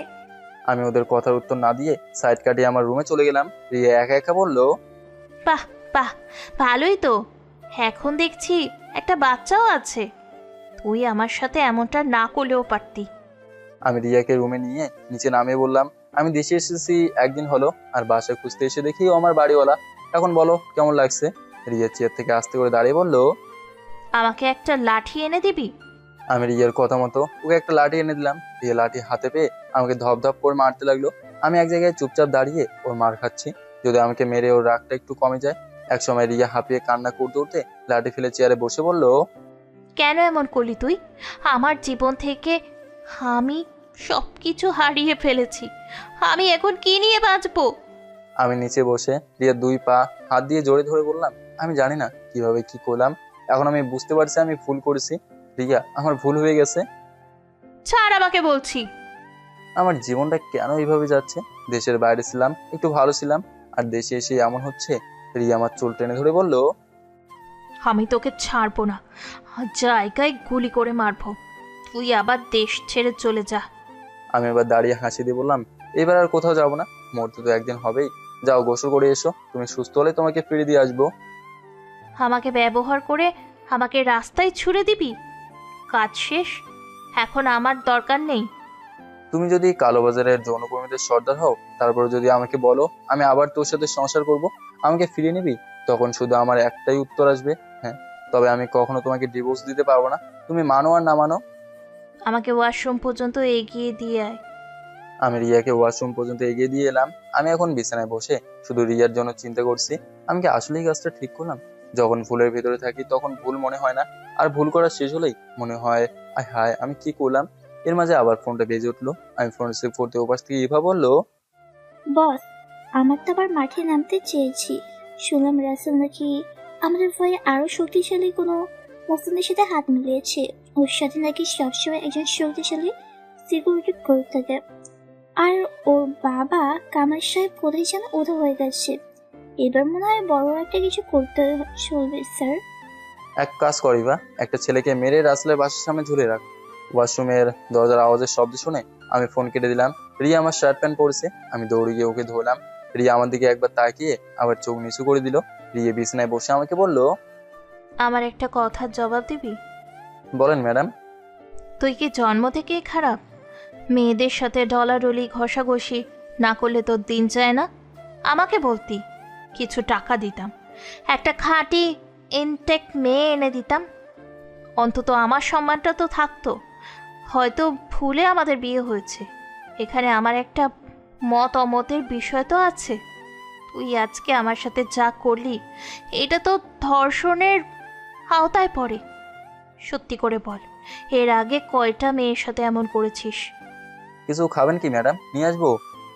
আমার কথা জবাব দে। আমি আবার মাথা নিচু করে ফেললাম। রিয়া এবার রাগ দেখে বলল, আমার এই এক জীবনে আমি তোর সাথে কখনো সংসার করব না। এসব চিন্তা মাথা থেকে ঝেড়ে ফেলে দে। দরকার হলে সারা জীবন চিরকুমারী থাকবো। করতে হবে না। আমি কথা দিচ্ছি আজকের পর থেকে কখনো আপনার সামনে স্বামীর অধিকার নিয়ে যাব না। যাবি কেন? এখন তো আমার সব কিছু পেয়ে গেছিস। আমার ইচ্ছার বিরুদ্ধে জোর করে। এইটুকু বলে রিয়া ম্যাডাম আবার কান্না করতে লাগলো। আমি রিয়া ম্যাডামের পাশে বসে বললাম, ঘুমিয়ে পড়েন, একটু শান্তি লাগবে। ঘুম থেকে উঠে যদি ভালো লাগে তো চলে যাবেন, আমি না করব না। রিয়া আমার চুল ধরে হাত দিয়ে বলল, এখান থেকে যাওয়ার পর আমার ভিতরে একটুও মায়া দয়া কাজ করবে না। প্রথম একদিনের বউ হয়েছিলাম, আর আজকে শেষ একদিনের বউ হয়ে বলছি, প্লিজ তুই এই দেশ ছেড়ে চলে যা। আমি রিয়ার হাত জড়িয়ে ধরে বললাম, দেশ ছেড়ে গিয়ে কি করব ম্যাডাম? আমার এই দেশে জন্ম, মরলে তো এই দেশেই মরবো। আপনাকে বিয়ে করেছিলাম, মনে মনে এইটুকু ইচ্ছে ছিল যে আপনি কোনো একদিন আমাকে মেনে নেবেন ম্যাডাম, কিন্তু তার হলো না। এই এতিম ছেলেটার আর এই পৃথিবীতে আপন বলতে কেউ রইলো না। আফসোস করি না ম্যাডাম, দিনগুলো এইভাবে একা একা কাটিয়ে দেবো। এই মিমি মেয়েটা আমার জন্য হাজারবার মরতে রাজি ছিল, কিন্তু আমি ওর ভালোর জন্য ওকে বিয়ে করে নাই। আজকে ওরও হাল আমার মতো হয়েছে। ওকে বিয়ে করলে দুজনেই সুখে থাকতাম, কিন্তু তার হলো না। তবে এখন আর হারানোর মতো কিছু নেই। জান আপনি, আমি আর কখনো আপনার কাছে কোনো কিছুর জন্য যাব না। পারলে মাফ করে দেবেন। জানি মাপ চাওয়ার মতো কাজ আমি করিনি যে আমাকে মাফ করবেন। শেষ কথা কি জানেন, খুব ইচ্ছে করে মাঝে মাঝে আমার বুকের উপর কেউ শুয়ে থাকবে, কিন্তু সেই মানুষটা থেকেও নাই। মাঝে মাঝে নিজে একা একা খুব কান্না করি, তবে সেই আবেগগুলো শোনার মতো কেউ নেই। আমার জায়গায় অন্য কেউ থাকলে সে আত্মহত্যা করতো। আমি জানি আমি কত জ্বালা যন্ত্রণা দিয়ে বেঁচে আছি। চোখের পানি মুছে বললাম, শুয়ে থাকেন একটু ম্যাডাম, দেখি আমি কিছু রান্না করতে পারি কিনা। যখন মনে হবে শরীর ঠিক আছে তখন চলে যাবেন, নয়তো আমি এগিয়ে দিয়ে আসবো। আমি কিচেনে গিয়ে নুডলস রান্না করতে লাগলাম। অন্য জিনিস রান্না করতে পারি আর না পারি, তবে এটা খুব ভালো রান্না করতে পারি আমি। নুডলস রান্না করে গিয়ে দেখি রিয়া ম্যাডাম বসে বসে ফোন চাপছে। আমি ওনার সামনে গিয়ে বললাম, ম্যাডাম খেয়ে নেন। রিয়া ম্যাডাম আমার হাত থেকে খাবার নিয়ে চুপচাপ খেতে লাগলো। একটাবার আমাকে জিজ্ঞেস করেনি আমি খেয়েছি কিনা। খাওয়া শেষ হতে উনি উঠে দাঁড়ালেন, আর কিছু লাগবে কি? এইদিকে আয়। আমি রিয়া ম্যাডামের সামনে যেতেই উনি খুব যত্ন সহকারে আমার চুল আঁচড়ে দিয়ে আমার কপাল বরাবর একটা চুমু দিল। আস্তে করে বলল, পিচ্ছি হলে কি হবে, তুই ছেলেটা খুব কিউট। তবে আমি তোর সাথে সংসার করব না। জানিস তো, কিছু কিছু জিনিস নিজে থেকে ছেড়ে দিতে হয়। আমার কাছে তুই অনেক বড় একজন অপরাধী। আমার ইচ্ছের বিরুদ্ধে তুই আমাকে ব্যবহার করলি। রিয়া ম্যাডাম আমাকে দুই হাত দিয়ে শক্ত করে জড়ে ধরে বলল, কেন এমনটা করলি তুই? আমার চোখে তো তুই পৃথিবীর সবচেয়ে নিকৃষ্ট ব্যক্তি হয়ে গেলি। রিয়া ম্যাডাম আমাকে শক্ত করে জড়িয়ে ধরেছে। আমি ভাবলাম ওনাকে জড়িয়ে ধরে একটু বোঝাই, দেখি উনি রাজি হন নাকি। আমি দুই হাত বাড়িয়ে ওনাকে জড়িয়ে ধরতে যাব, ঠিক তখন উনি আমার পিঠে কিছু একটা ঢুকিয়ে দিল। আমি ওনাকে ছেড়ে দেখি রিয়া ম্যাডাম আমার পিঠের মাঝে ছুরি ঢুকিয়ে দিয়েছে। আমি ওনার দিকে তাকিয়ে চোখের পানি ছেড়ে বললাম, কেন এমন করলেন ম্যাডাম? অন্য কাউকে বিয়ে করলে আপনাকে যেভাবে ভালোবাসতো তার থেকে একটু হলেও বেশি ভালোবাসতাম আমি। আপনি কিভাবে এটা করলেন? রিয়া ম্যাডাম কান্না করতে করতে বলল, প্রথম একদিনের বউ হয়ে আমি তোকে ভুলতে পারি নাই। ভাবছিলাম দেশে ফিরলে তোকে মেনে নেব, কিন্তু তুই আমার সাথে এমন করে খুব বড় ভুল করলি। রাতে তোকে দেখে আমি সিদ্ধান্ত নিয়েছিলাম বিয়ে করব না। বউ সেজেছিলাম ঠিকই, কিন্তু কবুল বলতাম না। তুই নিজের ভুলের কারণে আমাকে হারালি। মরবি না বেঁচে যাবি, এই রিয়া যে কি জিনিস তা আজকে থেকে হাড়ে হাড়ে টের পাবি। আমি এখন শুধু তোকে ঘৃণা করি, থুতু দিই তোর মুখে। রিয়া আবার ধীরে ধীরে হেঁটে চলে গেল। আমি ধপ করে নিচে পড়ে গেলাম। শরীর থেকে রক্ত পড়ছে। দরজা দিয়ে মিমি দৌড়ে এসে আমার অবস্থা দেখে আমার কাছে এসে বলল, এ কি, আপনাকে মারতে চেয়েছিল? তাড়াতাড়ি হাসপাতালে চলে। না, এখন আর হাসপাতালে যেতে হবে না, তুমি কষ্ট করে একটা ডাক্তারকে ডেকে নিয়ে এসো। কিন্তু তোমার কিছু হবে না, যা বলছি তাই করো। আমার কথা শুনে মিমি দৌড়ে বের হয়ে চলে গেল। না, আর থেমে থাকা যাবে না। যে একটু খেলা ছিল সেটা আমি শেষ করে বিদায় নেব। যে রিয়ার চোখে আমি আমার জন্য ভালোবাসা দেখলাম, সেই রিয়া কিভাবে আমাকে পিছন থেকে ছুরি মারলো। মিমি আবার ডাক্তার নিয়ে দৌড়ে ভিতরে ঢুকলো। ঘন্টাখানেক পরে ডাক্তার বলল, আপনি এখন সুস্থ আছেন, চিন্তার কোনো কারণ নেই। ডাক্তার যাবার পর মিমি বলল, আমি যার জন্য প্রতিবার মরি আর সে অন্য কারোর জন্য মরে। আরে মানুষ! আমি জানতাম ও আমাকে মারবে। এরপরেও ওকে ওইখানে নিয়ে এলেন। কি করব, ও আমার বউ, ফেলতে তো আর পারবো না। তাই তো। যাক বাবা, আমার অনেক বড় কাজ পড়ে আছে। কষ্ট দিলাম বুঝি? আরে না। মিমি, তোমার জন্য কাউকে কি খুঁজবো? মিমি এবার আমার দিকে তাকিয়ে বলল, যার আশায় পথ চেয়েছিলাম তাকে তো আর পাই নাই। এখন আমার আর কাউকেই লাগবে না। মিমি চুপচাপ বের হয়ে চলে গেল। আমি সুস্থ হওয়ার জন্য স্যারের কাছ থেকে ছুটি নিলাম। আজকে 5 দিনের মতো চলে গেল। এখন আমি মোটামুটি একটু সুস্থ। সহজ সহজ স্যার ফোন করে বলল, কলেজের গেটের সামনে একটা লাশ ঝুলানো আছে, তুমি রেডি হয়ে তাড়াতাড়ি কলেজে যাও। আমি ফোন কেটে দিয়ে তাড়াতাড়ি রেডি হতে লাগলাম। সকাল সকাল মিমি খাবার নিয়ে ভেতরে ঢুকলো। এই কয়েকদিনে মিমির সাথে আমার একটু ভালো সম্পর্ক হয়েছে। মিমি আমাকে রেডি হতে দেখে বলল, সকাল সকাল আবার কোথায় যাওয়া হচ্ছে? বাসায় বসে থাকলে তো আর হবে না, কাজ কাম তো করতে হবে। আমার তো আবার কেউ নেই যে তার কাছে যাব। মিমি একটা কোম্পানির নাম বলে বলল, এটাই মালিক, তোমার আপু আর আমার ভাইয়া। খুব বড় কোম্পানি। গিয়ে কথা বলো তোমার আপুর সাথে। তুমি বাড়ি ছেড়ে চলে এসেছো কেন, এটা জানতে পারি? আমার পেটে অবৈধ সন্তান ছিল, আর সবাই মিলে এই জন্য আমাকে অপমান করে বাসা থেকে বের করে দিয়েছে। একটা কথা জিজ্ঞেস করবো মিমি? এটাই তো, এই সন্তানের বাবা কি? হুম। এই প্রশ্নের উত্তর আপনি ভালো জানেন। যাই হোক, এখন কিছু খেয়ে বের হন। আমি তোমার জন্য ভালো একটা ছেলে খুঁজি। কেন? আপনি আমাকে বিয়ে করবেন না? মিমির এই প্রশ্নের জবাবে আমি চুপ হয়ে গেলাম। রিয়ার সাথে ঝগড়া করে আমার মাথা উল্টাপাল্টা হয়ে আছে। এখন আবার মিমি শুরু করছে। মিমি হাসি দিয়ে বলল, আরে আমি মজা করছিলাম, এত ভয় পান কেন আপনি? আর রাস্তার বাজারের মেয়েদের খেয়েই বা বিয়ে করে। আমার সময় হয়ে যাচ্ছে, বের হতে হবে আমার। খেয়ে বের হন একবারে। জরুরি কাজ আছে, তুমি কষ্ট করে রুমটা একটু গুছিয়ে দিও। মিমি বিড়বিড় করে বলছে, রুমটা কেন বলেন? আমি সুন্দরভাবে আপনার জীবনটাও গুছিয়ে দিই। আমি বাসা থেকে বের হয়ে কলেজের দিকে রওনা দিলাম।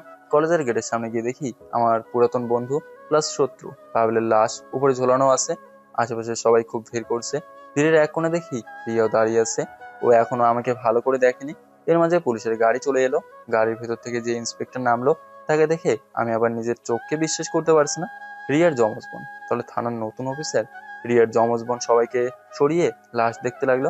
হঠাৎ করে আমাকে দেখে বলল, এই ছেলে, এখানে আয় তো। আমি ওনার কথা মতো সামনে এগিয়ে গিয়ে বললাম, জি ম্যাডাম বলেন। ম্যাডাম কি বলবি? রাইসা ম্যাডাম, ওনা তোর পুরাতন বন্ধু ছিল। এক্সকিউজ মি ম্যাডাম, আমি এই কলেজে আজকে প্রথম ভর্তি হয়েছি। এতদিন দেশের বাড়ি ছিলাম বলে পড়াশোনা করি নাই, আর পড়াশোনা করার ইচ্ছে ছিল, তাই এই বয়সে শখ মেটানোর জন্য পড়তে আসলাম। রাইসা ওর বোনকে ডেকে বলল, ম্যাডাম, এই ছেলে এই কলেজে পড়তো না আগে? রিয়া আমার দিকে তাকিয়ে বলল, হুম, পড়তো তো, কিন্তু এখন কি জন্য আসছে জানি না। তবে আমার এখন কেমন যেন ওকে সন্দেহ সন্দেহ লাগছে। প্রিন্সিপাল ম্যাম, মুখ সামলে কথা বলেন। আমি এই কলেজে আগে পড়ছি মানে? আচ্ছা, আপনি ম্যাডাম যেহেতু বলছেন, ঠিক আছে, আমি মেনে নিলাম। তবে আমি যে কলেজে পড়ছি প্রমাণ দেখান। যদি খুঁজে বের করতে পারেন তাহলে মেনে নেব, আমি ওকে চিনি। রিয়া ম্যাডাম রেগে চোখ লাল করে অফিস রুমের দিকে যেতে লাগলো। আমরা সবাই দাঁড়িয়ে আছি। কিছুক্ষণ পর রিয়া ম্যাডাম এসে বলল, এ কি, ওর তো কোনো কাগজপত্র খুঁজে পাওয়া যাচ্ছে না, কিন্তু ও। ম্যাডাম, না জেনে কখনো কিছু বলবেন না। এখন আমি যদি আপনার এই বোনকে রিয়া মনে করি তাহলে বিষয়টা কেমন দেখায় না? আমি আর কিছু না বলে চুপচাপ হেঁটে ক্লাসের ভিতরে চলে গেলাম। পোলাপান তো সবাই আমাকে স্যার মনে করে সালাম দিল। মনে মনে বললাম, স্যার যদি আমাকে আর একটু ক্ষমতা দিত তাহলে আজকে আমি সত্যি সত্যি স্যার হয়েই এখানে আসতাম। আমি চুপচাপ গিয়ে এক কোনায় বসলাম। সবাই শুধু আমার দিকে তাকিয়ে আছে, হয়তো ভাবছে এই বয়সে আমি আবার পড়তে এখানে আসছি। এই তো রিয়াও ক্লাসে চলে আসলো। রিয়া ক্লাস করাচ্ছে আর আমি বসে ফোন চাপছি। একদম সবকিছু আমার বিরক্ত লাগছে। ক্লাস শেষ হতে রিয়া বলল, তোমরা সবাই ক্লাস থেকে বের হও। শুধু আমি ছাড়া। কি জানি উনি আবার এখন আমাকে কি বলেন। সবাই যেতে রিয়া বলল, তুমি আবার এখন নতুন করে কি নাটক শুরু করলে? লজ্জা করে না যে পিচ্ছি পিচ্ছি পোলাপানের মাঝে বসে আছো? এতে আবার লজ্জা কিসের? পড়াশোনা করতে কি বয়স লাগে নাকি? তুমি এখানে কি করতে আসছো আমি খুব ভালো করেই জানি। যতই আমাকে পটানোর চেষ্টা করো, পারবে না। আপনি আপনার মতো কাজ করেন, আমি আমার মতোই পড়াশোনা করি। আর আমি তো আপনাকে চিনি না, ভুলে গেছি। আমি চাই না আমার জন্য আপনার কোনো ক্ষতি হোক। রিয়া আমার সামনে একটা কাগজ এগিয়ে দিয়ে বলল, নাও, এখানে একটা সাইন করে আমাকে মুক্ত করে দাও। আমি রিয়ার হাত থেকে কাগজটা নিয়ে ছিঁড়ে বললাম, আমি তোমাকে কখনো ডিভোর্স দেবো না। যদি আপনি কাউকে বিয়ে করতে চান করে নিতে পারেন, আমি বাধা দেবো না। বাধা যদি না দিতে তাহলে এখানে আসলে কি জন্য? এখানে আমি অন্য এক কারণে আসছি, তবে আপনাকে এটা বলা যাবে না, আমার ব্যক্তিগত বিষয়। রিয়ার কিছু না বলে ঘুরে চলে যাচ্ছিল, তখন আমি ডাক দিলাম, রিয়া। এবার আমি ওর নাম ধরে ডেকে বললাম। রিয়া দাঁড়িয়ে আমার দিকে তাকিয়ে বলল, এখানে আমি তোমার শিক্ষক, নাম ধরে ডাকলে কি হতে পারে জানো তো? আমি রিয়ার সামনে গিয়ে ওর খোলা চুলগুলো বেঁধে দিয়ে বললাম, এখানে পড়তে আসছো তুমি, ভাব ধরতে নয়। এভাবে চুল খোলা রেখে কলেজে আসবে না। রিয়া আমার চোখের দিকে তাকিয়ে বলল, আমি তো তোমাকে আমাকে অনুমতি দেন নাই, তাই তো? সমস্যা নেই ম্যাডাম, দিতে হবে না। ভালোবাসার জিনিসটা বড় আজব, কেউ পেয়েও কান্না করে আর কেউ না পেয়েও হাসে। এই হাসি আর কান্নার মাঝে অনেক বড় ব্যবধান, কিন্তু সেগুলো বোঝার ক্ষমতা সবার নেই। কাউকে গুছিয়ে ভালোবাসতে পারলে ভালোবাসা সুন্দর হয়। শত্রুর সাথেও তো মানুষ সংসার করে। আলো আমাদের বুদ্ধি দিয়েছে, তবে সেটা খাটাই না। রিয়া, শেষ একটা কথা বলবো? এতগুলো কথা বলে ফেলে আমার অনুমতি ছাড়া, আর এখন শেষ কথা বলতে পারবে না কেন? বলে ফেলো। ম্যাম, চিন্তা ভাবনা বাদ দিয়ে ঠিক মতো খাওয়া দাওয়া করবেন। আমি বলছি তো, আমি আপনাকে কখনো জোর করব না, এটুকু নিশ্চিন্তে থাকতে পারেন। আর শেষ কথা হলো, বলো। আমি রিয়ার হাত ধরে ওর চোখের দিকে তাকিয়ে বললাম, আমি কখনো তোমাকে জোর করবো না আমার সাথে সংসার করার জন্য, তবে কোনো ওষুধ বা কোনো পিল সেবন করবে না। আমি শুধু তোমার কাছে একটা বাচ্চা চাইছি, যাতে ওকে বুকে আগলে রেখে বাঁচতে পারি। ওর জন্ম হবার পরপরই আমি ওকে নিয়ে চলে যাব। প্লিজ আমার কথাটা রাখো। রিয়া ঝাঁকে দিয়ে আমার হাত ছেড়ে দিয়ে বললো, এটা কলেজ বলে কিছু বললাম না, নয়তো তোকে আজকে কাঁচা চিবিয়ে খেয়ে ফেলতাম। তুই এই কথা কিভাবে আমাকে বললি? হ্যাঁ, তো জোর করে আমাকে। রিয়া আর কিছু না বলে কান্না করে দিল। আমি আমার রাগকে কন্ট্রোল করতে না পেরে সত্যি আমি বড় ভুল করে ফেলেছি, যেই ভুলের হয়তো কখনো ক্ষমা পাবো না। আমি মাথা নিচু করে বললাম, ম্যাডাম এখন বের হয়ে চলে যান, পরে কে কি মনে করবে। রাগে মেয়েরা কখনো কান্না করে না। আপনি আমার কাছে রাজা রানীর মতো। শুধু একটা দিন আপনি পুরোপুরি ভাবে আমার হতেন, তাহলে বুঝতেন আমি আপনাকে কতটা ভালোবাসতাম। প্লিজ ম্যাডাম, কান্না করবেন না। রিয়া আমাকে বলল রুমাল দেওয়ার জন্য। আমি শোয়াল দিকে শার্ট খুলে রিয়ার হাতে দিলাম। রিয়া অবাক চোখে আমার দিকে তাকিয়ে আছে। আমি হেসে বললাম, বলছিলাম না ম্যাডাম, আপনার জন্য আমি আমার জীবন দিয়ে দিতে রাজি। রিয়া চোখের পানি মুছে আমার শার্টটা আমার দিকে এগিয়ে দিল। আমি শার্ট গায়ে দিয়ে ক্লাস থেকে বের হয়ে গেলাম। রিয়া আমাকে দেখলেই এখন শুধু এই কথা মনে করে কান্না করবে, এজন্য আমি নিজেই সরে এলাম। আমি ভালো করে কলেজের চারপাশ দেখে কলেজ থেকে বের হয়ে অফিসে চলে গেলাম। অফিস চলাকালীন ইভা ফোন দিল। আমি ফোন রিসিভ করে হ্যালো বলতেই ওপাশ থেকে পুরনো চেনা পরিচিত একটা কণ্ঠে আওয়াজ এসে বলল, কিরে মদনা, কেমন আছিস তুই? দেশে আসলি অথচ আমার সাথেই দেখা করলি, যা কাজটা কি ঠিক করলি? মনে বড় ব্যথা পেলাম রে, আমি মনে বড় ব্যথা পেলাম। শুনলাম দেশে এসে কার পাওয়ার দেখিয়ে আমার বরাবর চাকরি খেয়ে ফেললি। এখানে একটু আয় না, আমিও আমার পাওয়ার দেখাই, নয়তো তোর জন্য কাজ করা এই মেয়েটাকে মেরে ফেলবো। এতদিন পর কল দিয়ে এমন একটা সারপ্রাইজ দিবি আমি ভাবতে পারিনি, তবে খুব ভালো লাগলো। ওকে ছেড়ে দে, তুই তুই তো জানিস আমি এখানে আসলে কি করব। ওমা, আমাকে মারবি বুঝি? ইস, আমি তো তোর কথায় ভয় পেয়েছি। ভয়ে তো আমার প্যান্ট নষ্ট হয়ে গেল। তুই এখানে আসবি নাকি আমিও তোর মতোই তোর লোকদের মেরে তোর বাসার সামনে ঝুলিয়ে দিয়ে আসবো? ভুল করলি রে রাসেল, খুব বড় ভুল করলি। তুই আগে এখানে আয় তো, পরে দেখি কে ভুল আর কে সঠিক। ঠিকানা দে। কাউকে নিয়ে আসলে তোর কিন্তু খবর আছে, এই বলে দিলাম। আমি কি তোর মতো কুত্তারে সবাইকে নিয়ে আসবো? আমি হলাম বনের সেই বাঘ, যার একটু গন্ধ পেতেই সবাই দৌড়ে পালিয়ে যায়। তুই একটু সময় অপেক্ষা কর, আমি চলে আসবো। যদি কোনো ভুল করে শুনি এবার কিছু হয়েছে না, তাহলে তোর কিন্তু খবর আছে। এই পর্যন্ত বলে দিলাম। আমি ফোন কেটে দেওয়ার সাথে সাথেই রাসেল ঠিকানা মেসেজ করে দিল। আমি স্যারকে বলে অফিস থেকে বের হয়ে গেলাম। প্ল্যান মতো আমি সবকিছু গুছিয়ে নিলাম। ওখানে গেলে আমার 12টা বেজে যাবে, ওটা আমি খুব ভালো করেই জানি। আমি রাসেলের দেওয়ার ঠিকানায় গিয়ে দেখি সামনে একটা অর্ধেক ভাঙা বাসা। এই জায়গায় পরিবেশ খুব নিরিবিলি।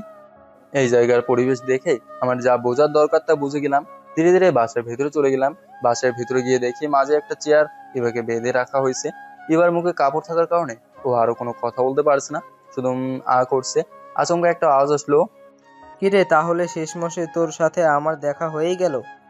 আমি রাসেলের সাথে বললাম, হয়েছে তো, তাই মনে হচ্ছে। সামনে দেখ তো একটু তাকিয়ে। আমি সামনে তাকিয়ে দেখি আমার ছবিতে মালা ঝুলিয়ে রাখা হয়েছে। এটা দেখে আমি বললাম, তোর কি মনে হয় আমাকে মারা এতই সহজ? তোর থেকে কত বড় বড় মাস্তানরা আমাকে মারতে এসেও মারতে পারে নাই। আর তুই তো রাস্তার টোকায় একটা গুন্ডা, তোকে মারতে আমার 1 সেকেন্ড ব্যয় হবে না। আমার কথা শুনে রাসেল হো হো করে হাসতে হাসতে গড়াগড়ি খাচ্ছে। এর মাঝে ও আমার মুখ চেপে ধরে বলল, আমার আস্তানায় এসে আমাকে হুমকি দিস? বেঁচে ফিরতে পারবি? তোর কি মনে হয় আমাকে মারতে পারবি? এই পুরো এরিয়ার মানুষ এখন শুধু আমার অনুমতির জন্য অপেক্ষা করছে। আমি যদি একটা ইশারা করি তাহলে তোর কলিজা ঝাঁঝরা করে দেবে। আচ্ছা, তোর কি একটু ভয় ডর নেই? আমি রাসেলের হাত ছাড়িয়ে বললাম, এখনো বলছি আমি, ওকে ছেড়ে দে। রাসেল চোখ লাল করে আমার দিকে তাকিয়ে বলল, ছাড়বো না। কি করবি তুই? তোর বাবাকে যেভাবে চাকরি থেকে বিদায় করলাম ঠিক তেমন ভাবে তোকে ওই দুনিয়া থেকে বিদায় করে দেবো। অনেক সহ্য করছি তোকে, আর না। এখন আমার খেলা দেখ। কই গো, আপনি বের হয়ে আসেন। আপনার এখন বের হওয়ার সময় হয়েছে। মানুষকে দেখিয়ে দিতে হবে না আপনি কে। আমার দেওয়ার সারপ্রাইজ দেখে কেমন লাগে? এই কথাগুলো বলার সাথে সাথে আমার মাথার পেছনে কে যেন জোরে একটা আঘাত করলো। আমি নিচে পড়ে গেলাম। মাথার আঘাতটা বেশ জোরে লেগেছে। মাথার পেছনে হাত দিয়ে দেখি রক্ত বের হচ্ছে। আমি ঘাড় ঘুরে দেখলাম কি আমাকে পেছন থেকে আঘাত করছে, কিন্তু আমি যাকে দেখলাম তাকে দেখে আমার মনের ভিতরে ভূমিকম্প সৃষ্টি হলো। যে আমার এতটা আপন, সে আমার সাথে বেইমানি করলো।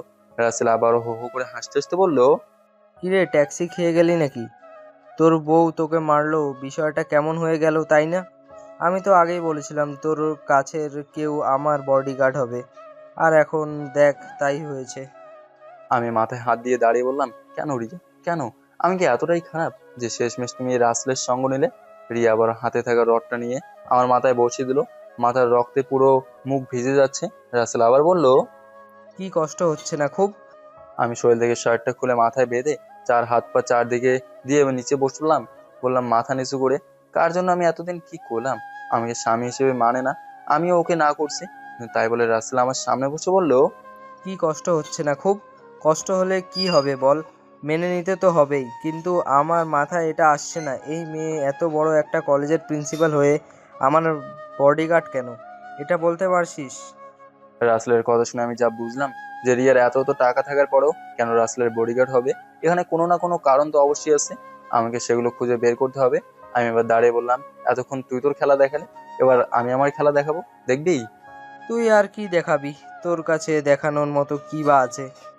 আছে আছে, অনেক কিছুই আছে। আমি ফোনটা বের করে বললাম, এই যে দেখ, তোর বাবাকে খুব যত্ন সহকারে আটকে রাখছি।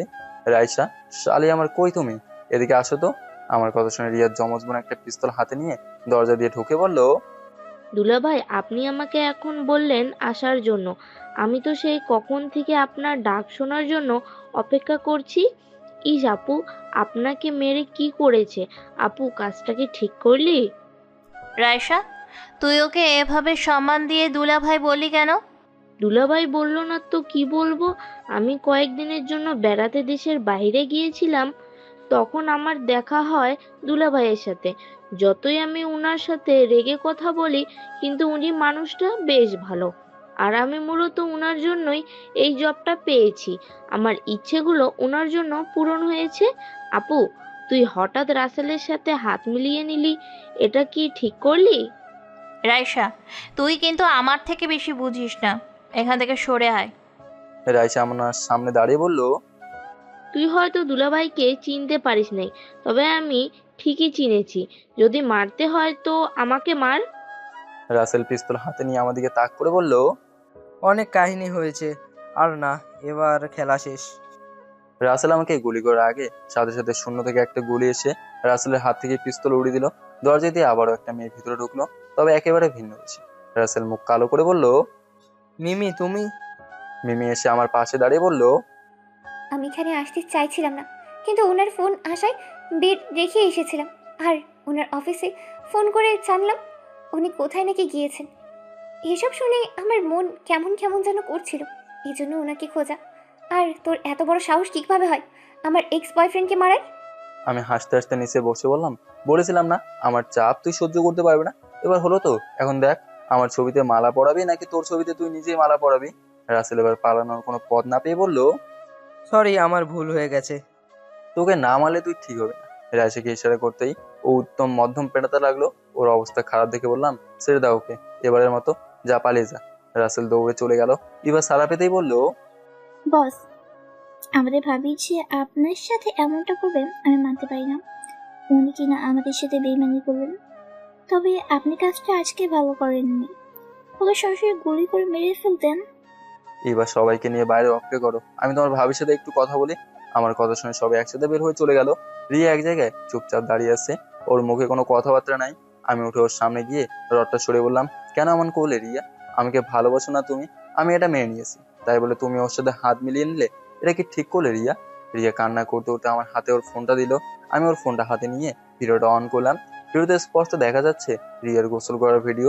ভিডিওটা দেখে আমার মাথায় পুরো আগুন জ্বলে উঠলো।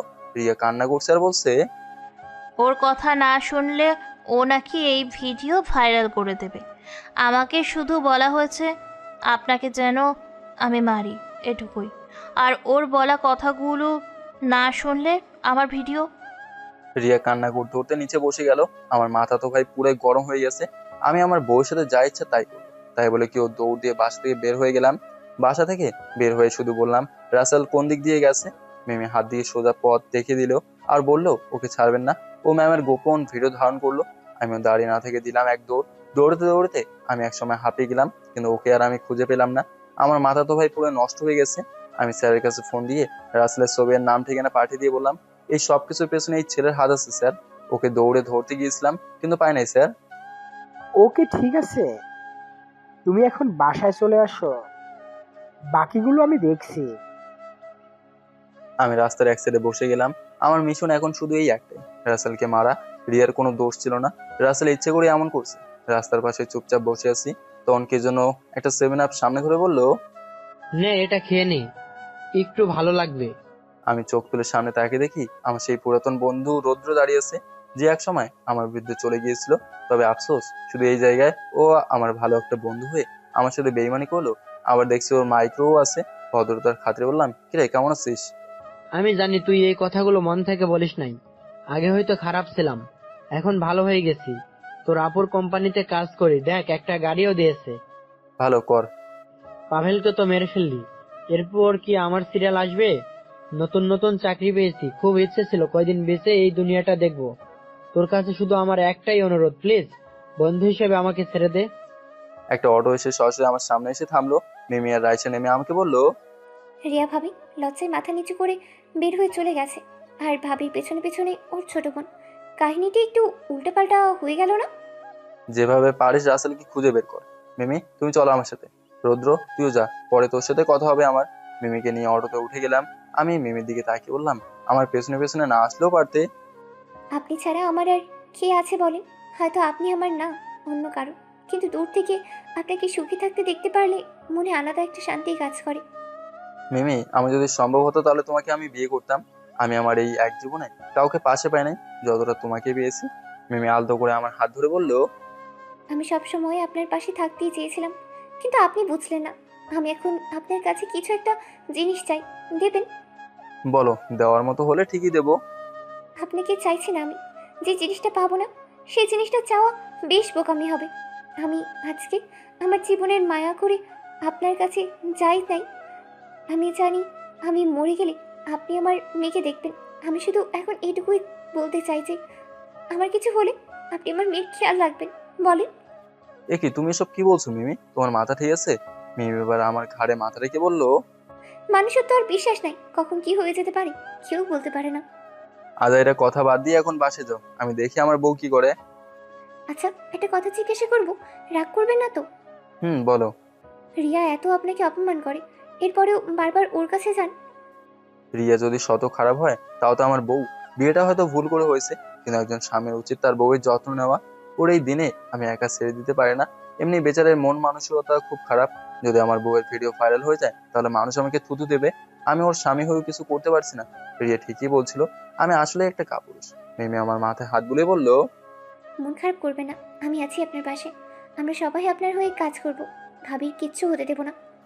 এক হাত দিয়ে মিমিকে জোরে ধরে বললাম, তোমাকে হারালাম নিজের ভুলের কারণে, যাতে তুমি ভালো থাকো এই জন্য তোমাকে ছেড়ে দিয়েছি। আর এখন দেখছি তুমি আমার সাথে থাকলেই ভালো থাকতে। আমি আর দ্বিতীয় কোনো ভুল করতে চাই না। রিয়া আমাকে মারুক কাটুক যাই করুক, ওকে আমি হারাতে পারবো না। মেয়েটা এখন আমাকে সারা বড় অসহায় হয়ে পড়বে। ওর পাশে থাকা এখন আমার জরুরি। মিমি রিয়ার বাসার সামনে অটো থামিয়ে বললো, যান, ভাবির খেয়াল রাখেন। আর আপনি তো খুব বড় মাস্তান হচ্ছেন না, যদি ভাবি কিছু হয় তাহলে আপনার খবর আছে, এই বলে দিলাম। আমি গাড়ি থেকে নেমে শুধু বললাম, এই মেয়েটা আমার জন্য এত কিছু করলো, কিন্তু আমি ওর জন্য তেমন কিছু করতে পারি নাই। আমার জন্য ও কত কিছু ত্যাগ করেছে। এবার যদি রিয়া আমাকে ছেড়ে দেয় তাহলে সত্যি সত্যি আমি মিমিকে বিয়ে করে নেব। পরে যা হবার হবে। দরজা দিয়ে ভেতরে যেতে দেখি রিয়ার বড় ভাই বসে আছে। রিয়ার ভাই আমাকে দেখে যে আমাকে মারতে আসবে, তখন রাইসা ওর ভাইকে আটকে দিয়ে বললো, কি করছিস ভাইয়া তুই? আপুর অবস্থা এখন খুব খারাপ। আমরা ওর পাশে থাকলেও কাজ হবে না, যেতে দে। ছেলেটা তো খারাপ না, পিচ্ছি হলেও মানুষ ভালো। যদি আপু ওর সাথে সুখে থাকে আমাদের আপত্তি কি বল? তুই তো এখানকার মেয়ে হবার পরেও আমাদের নিরাপত্তা দিতে পারলি না। ওই রাসেল কুত্তার বাচ্চা আপুর সম্মান কেড়ে নিল। আজকে আমাদের ঘরের সম্মান অন্য কারো হাতে। আমরা এত উচ্চ পদে চাকরি করেও ওর কিছু করতে পারিনি, কিন্তু এই ছেলেটা আমাদের সামনে ওকে মেরেছে। আর ভুল করিস না ভাইয়া, ভেতরে যেতে দে। রিয়ার ভাই আর কিছু না বলে মাথা নিচু করে সোফায় বসে গেল। আমি রিয়ার ভাইয়ের উদ্দেশ্য করে বললাম, আমার সম্মান মানে আমার বউয়ের সম্মান। ও সবকিছু শুধু একান্ত আমার। আর যদি একটু 19 থেকে 20 হয়েছে, আমি রাস্তায় রাস্তায় লাশের বন্যা বসিয়ে দেবো। দেখতে আমি পিচ্ছি হলেও পাওয়ার পা থেকে মাথা পর্যন্ত পুরো একটা গোয়েন্দা সংস্থা লাগিয়ে দিয়েছি। ওকে তো আমি রাস্তার সবার সামনে কুপিয়ে হত্যা করবো। এরা এসে আমাকে থামিয়ে বলল, হয়েছে দুলাভাই, আর কিছু বলতে হবে না। এখন ভিতরে গিয়ে দেখেন আপু সেই যে ওখান থেকে এসে কান্না করছে, এখনো কান্না করেই যাচ্ছে। আমি তাড়াতাড়ি দৌড়ে রিয়ার রুমের সামনে চলে গেলাম। দরজা দিয়ে ভিতরে ঢুকে দেখি রিয়া বিছানায় মাথা ঠেকিয়ে নিচে বসে কান্না করছে। এটা দেখে তো আমার কলিজা ফেটে যাচ্ছে। আমি দৌড়ে রিয়ার সামনে গিয়ে ওকে টান দিয়ে বুকের সাথে মিশিয়ে বললাম, কিছু হয় নাই, আমি আসি তো। ও তোমার একটু চুল পরিমাণ ক্ষতি করতে পারবে না। রিয়া ধীরে ধীরে কান্না করছে আর বলছে, আজকে আমি মেয়ে বলে সবাই আমাকে ব্যবহার করছে। কেন? আমার কি মন চায় না কাউকে ভালোবাসতে, কারোর সাথে হেসে খেলে কথা বলতে, যে যেভাবে খুশি আমার সাথে?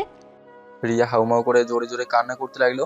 আমি ওকে শক্ত করে জোরে ধরে বললাম, আমি কথা দিয়েছি ও এই ভিডিও দেখাবে কি, এর আগে আমি ওর চোখ তুলে নেব। ভিডিও ভাইরাল করবে তো দূরের কথা। রিয়া একাধারে কান্না করেই যাচ্ছে। ওকে টেনে আমি কোলে তুলে নিয়ে বললাম, ওয়াশরুমে গিয়ে নিজ হাতে ওর হাত মুখ ধুয়ে দিলাম। রিয়া শুধু আমার দিকে তাকিয়ে আছে, কোনো কথাই বলছে না।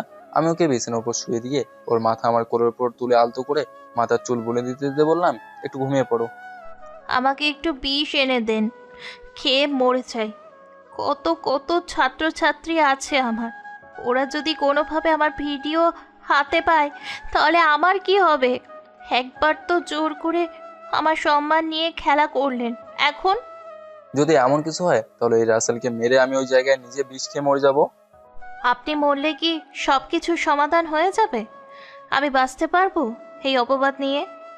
আমি এবার চোখ বন্ধ করে দিলাম। ওর কথার উত্তর দেওয়ার মতো আমার কাছে কোনো জবাব নেই এখন। রিয়া উল্টো পাশ ফিরে আমার পা জড়িয়ে ধরে ধীরে ধীরে ঘুমিয়ে গেল। রিয়া ঘুমানোর পর